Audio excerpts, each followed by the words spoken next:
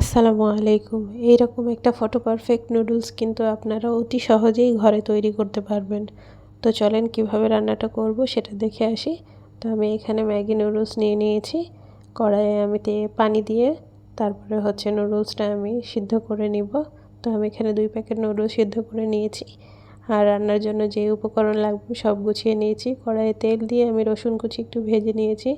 তারপরে চিকেনটা আমি ছোট ছোট কিউব করে কেটে রেখেছিলাম, সেটা আমি তেলের মধ্যে কিছুক্ষণ ভাজার পর এখন হচ্ছে কাঁচামরিচ দিয়ে দিব, পেঁয়াজ দিয়ে দিব, দিয়ে আমি চিকেনটাকে আরও কিছুক্ষণ ভালো মতো ভেজে নিব।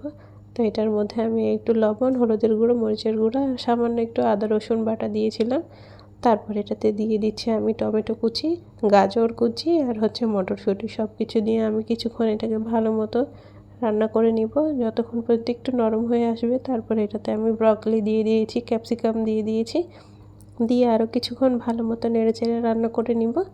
তারপর হচ্ছে আমি বাঁধাকপি দিয়ে দিয়েছি, দিয়ে সব কিছু আরেকবার আমি ভালো করে মিক্স করে নিয়েছি।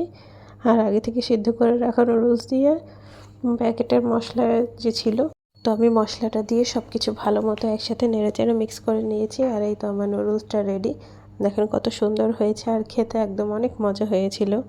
এভাবে রান্না করলে কিন্তু বাড়ির প্রতিটা সদস্যের খুবই পছন্দ হবে আর বাচ্চাদের কিন্তু ইজিলি এটা খাওয়াতে পারবেন। এটা অনেক সবজি দেওয়া আছে। তো আপনারা অবশ্যই এটা ট্রাই করবেন। আল্লাহ হাফেজ।